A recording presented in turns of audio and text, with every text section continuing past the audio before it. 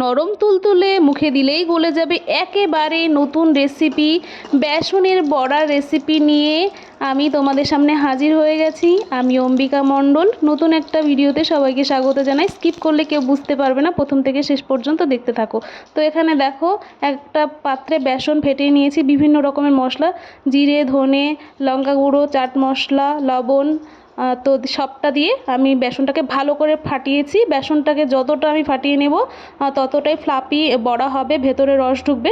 তো এই সাইডে দেখো পেঁয়াজটা কেটে নিয়েছি, যেমন করে চিলি চিকেনের পেঁয়াজ আর ক্যাপসিকাম কাটতে হয় ঠিক সেই রকম শিমলা মির্চি আর পেঁয়াজটা কেটে নিয়েছি।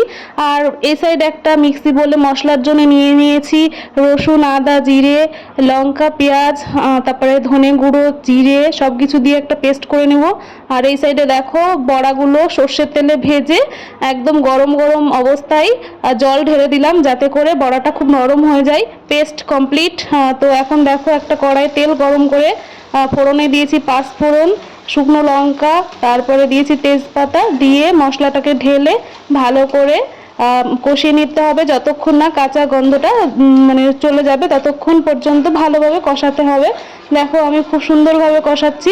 তো একটা টিপস দিয়ে দিই, ভালো যদি তোমরা নরম বড়া তৈরি করতে চাও তো গরম গরম অবস্থায় সব সময়ের জন্য জলের ভেতরে দেবে। আর বেসনটাকে সবসময় লক্ষ্য রাখবে মানে যথেষ্ট পরিমাণে ফাটানোর, আর কিছুক্ষণ ঢেকে রাখার জন্য আধা ঘন্টা মতো। তো দেখো এখানে কষানোর পরে আমি দিয়ে দিলাম টমেটো, আর টমেটোটা দিয়ে ভালোভাবে এখন আমি কষিয়ে নেব। তো এরপরে ওই কেটে রাখা শিমলা মির্চটা দিয়ে দিলাম, সবগুলো একসাথে ভালোভাবে মিশিয়ে নাড়াচাড়া করে একত্রিত করে ভালো করে কষে নিতে হবে যতক্ষণ না কাঁচা গন্ধটা যাবে। আর সবটা একটু সেদ্ধ সেদ্ধ যতক্ষণ পর্যন্ত না হবে ততক্ষণ আমি এখানে কষিয়েই যাব। তো এইভাবে রান্না করে একবার খেয়ে দেখো, তারপরে বলবে না একেবারে ভিন্ন স্বাদের বড়ার তরকারি তোমরা খেয়েছো।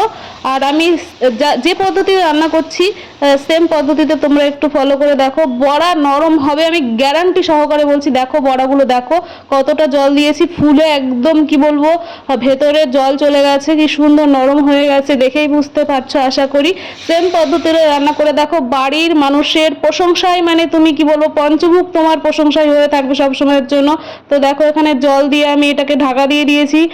তারপরে এখন দিয়ে দিচ্ছি ওই ভেজানো বড়াটা, ঠিক আছে।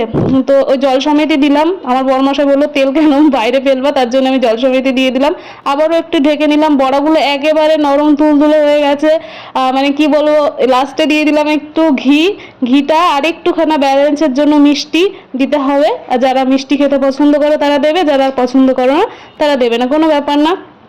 তো দেখো মুখে এখনই জল চলে আসছে আমার, কি সুন্দর নরম হয়েছে দেখেই বুঝতে পারছো। অবশ্যই একবার ট্রাই করবে বাড়িতে, ঠিক আছে বন্ধুরা।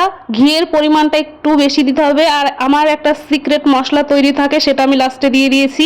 তো যাকে রেসিপিটা যদি ভালো লাগে লাইক কমেন্ট শেয়ার করতে কিন্তু একেবারেই ভুলবে না বন্ধুরা। সবাই সুস্থ থেকো, ভালো থেকো। নেক্সট কোনো ভিডিওতে আবার দেখা হবে এইরকম রেসিপি, এই প্রথমবার। আশা করি তোমাদের ভালো লাগবে। টাটা, চলো।